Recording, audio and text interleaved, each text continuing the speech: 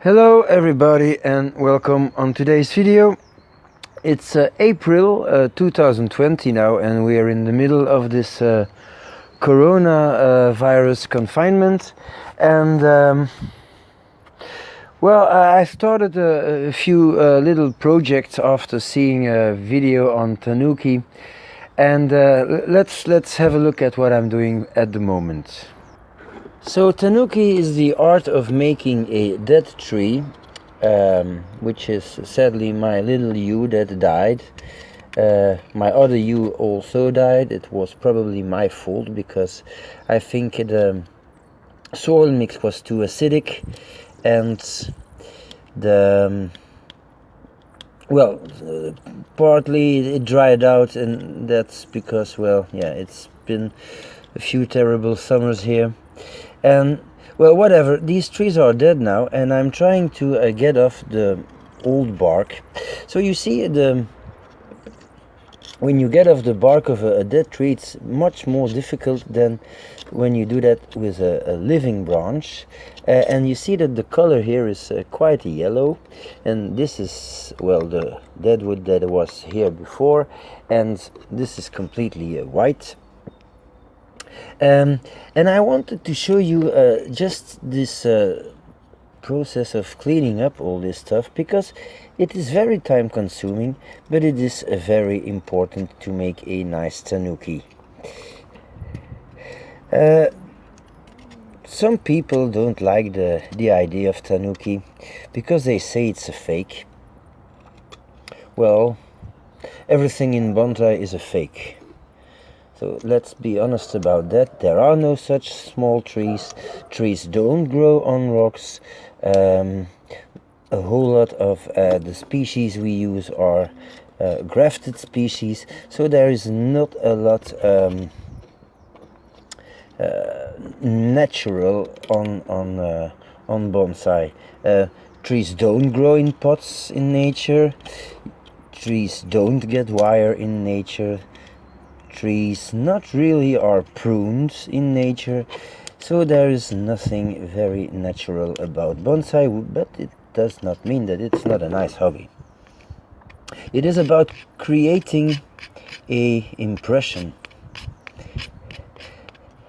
and it's creating an impression is well, some kind of cheating, and if you cheat, you better do it well and not get caught. So that's why when you want to make a Tanuki, you don't want to get caught. You want to do it right. And so the first thing to do is get your deadwood nice and clean, because now you can handle it. You can take it in your hands. You can change the angle so that you can work easily.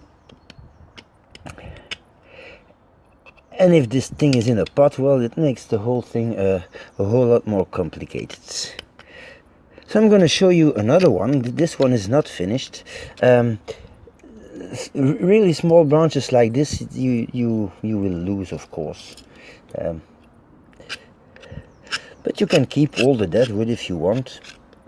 But this probably in a year or two it disappears. So it's no use.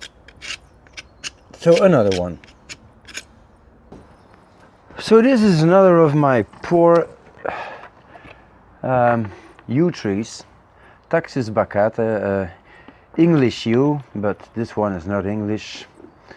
It's from Belgium, and as you might remember him alive, and I cleaned him up yesterday. So you see, these parts are completely white. This was the deadwood that I had before, and this, you see, is not white at all, and it is extremely difficult to get all this reddish, brownish bark off. So the only thing you can do is well, continue the scraping, of course, and just let it out for a season in the sun, in the rain, in the sun, in the rain, and it will clean up itself, and bleach, and then of course you can always apply some lime sulfur on it. So that's for the dead parts. Of course you don't need a whole root base, you can cut the roots off. You have to imagine that if it comes in the soil up to here, the illusion would be perfect. Now another interesting thing with these deadwood parts, you see this was a old branch which I cut off, but it is obvious that this was cut off, so I have to do something here and here also. So what I will do is drill some holes in it, and then because this will not heal, it's dead, it won't heal. Same here.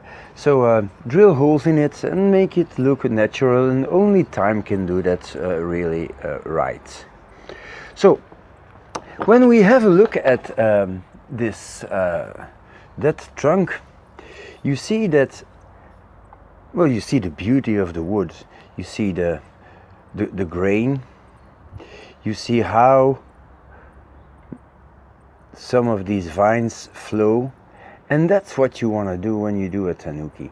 You have to find a place where you want the green, the foliage to come, and then you will have to make an incision, always deeper and deeper. You can do that with a Dremel tool. If you don't have one, well, then you will have to be very careful not to cut yourself. And in this groove you will have to lay living material. Now, I don't like the idea of putting a juniper in a U, because I think if you want to create an illusion, this is something essential. You don't put a juniper in a U. You get a U and put that in a U piece of deadwood. If you have a piece of dead juniper, you can put a juniper in it. Again, you can do whatever you want, but if it is a question of creating an illusion, then you'd better do it right. So I have two yew trees here that I collected, and well, I'm not going to do anything now. It is April. I want this tree to grow strong. I want this tree to recover from the fact that I got it out of the ground and put it in this pot. I want him to grow in the shadow because that's where yews like to grow. But just to give you an idea, well, you take a piece of deadwood and then you take something green behind it, and of course it changes the view of this whole thing, and it looks rather amazing in a few seconds. So that's what I'm going to do. I'm going to put maybe one in the back, maybe one in the front. I have a third tree that I could use, but first of all it's going to be cleaning up this and finding an interesting spot to put your tree. So this is a good root spread, so might take this corridor or this corridor and then move my way up and then try to find a place where this makes sense. I mean, taking a tree and wrapping it around, I'm sorry, but I don't think this is gonna be plausible. So that's it now, to be continued in a few months.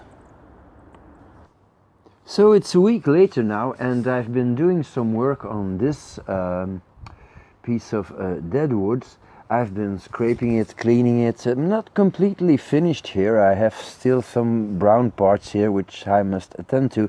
But the reason why I'm finishing this first part of this Tanuki project is because I realized that some people, well, not willingly, but have quite some time now to start some projects. So it would be a little bit of a shame to wait for this. So, well, that's always something I'm afraid most people have a dead tree somewhere that they can use and work on right now. So I'm going to show you this in detail, and this is what I did with the little living trees. So I had a fork here with two, well, acceptable trees. So I'm trying to air layer one. so it will give me a spare. I had to remove a branch to do the air layering, and so I planted this as a cutting. Just remove a whole lot of the needles, just leave a few, and then I used rooting hormone.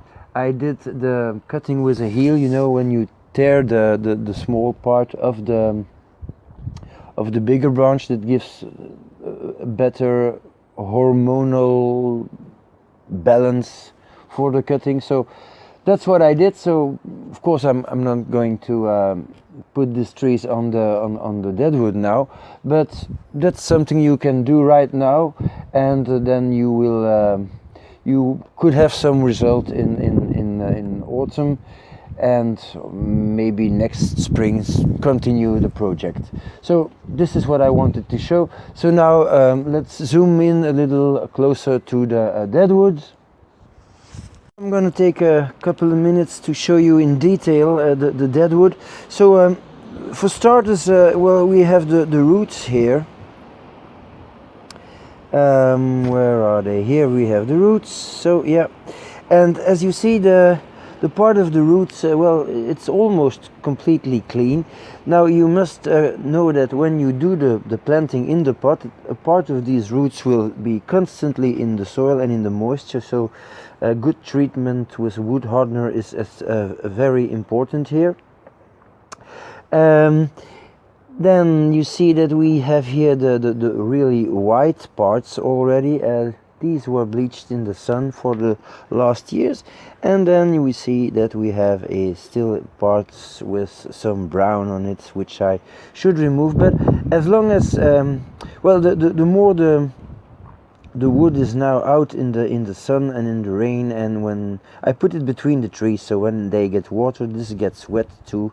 So you see, it's almost possible to get this off with your fingernails. So okay, so what I was telling about the way how to insert these living parts. So first of all, you see, these are the pieces of wood where I cut off a branch, but it is not really visible now. I did some work with my drill and with my Dremel tool, and this looks a whole lot more natural. Same for this one, same here at this spot, and of course at the biggest part, the biggest wound also. Now I made a very large incision here, and it's going up between these branches all the way up to here, trying to get this on camera. And well, the purpose of course is to lay one of the yew trees in it, and then with some raffia or a ring or grafting tape, whatever, going to fix it so that it stays in this thing. Now it's quite deep, it's 6-7 millimeters deep, and it's too wide. Why is it too wide? Well, because when you insert the living material, you really want the tree to sit in it, to have space to grow a little, and then when it grows, of course, it will tighten itself in this gap, and then fill this, and eventually grow over it. So it's going to hold itself in position after a few years. So I made one starting from here, and here I intend to put the root ball, and I made one on the other side. And as you see, it is almost the same. So we're starting here at the bottom. So we are going around this because I'm trying to follow the beautiful nerves of this wood, and I'm stopping right here. So I'm gonna zoom out 1 second. So I will have, of course, starting at the root, 2 pieces of living material, and then one stopping here and one stopping there. So something like that. So to show it from another angle, I think this is going to be the front of the tree. So I will see a piece of living material here and at the side, and then the other will be something more in the back. It's going to be here. So the back will provide us some depth, and the front, well, it will give some more movement to the sides and the front. And of course the one on the back will provide for this side. Now it is always possible, if I see that the air layer works, or that my cutting is doing right, that I say, well, I might make a third one, and then I think I'll probably make it at this place here at the front. Okay, so you don't have to get to the top of the tree with your living material. You can stop at half, you can stop at 1/3, it doesn't matter, because you always must keep in mind that this is not going to move. This is going to stay the way it is, hopefully, if you treat it right, but your living material, of course, will grow and will gradually occupy all the spots that you that you want it to occupy in the final design. So this, I think, is looking quite okay. The back is still the problem. That's why this incision here leads to this hollow part where we have nothing, and I hope that this provides space for the living material, and well, of course, this will thicken this part of the trunk in a way that the roots here will make this reverse taper part less visible. So that's the plan for the coming growing season with this thing. Well, I hope you are all doing well. I hope I'm providing you with some nice ideas to use your time in a creative way. So, well, thank you for watching, and see you next time.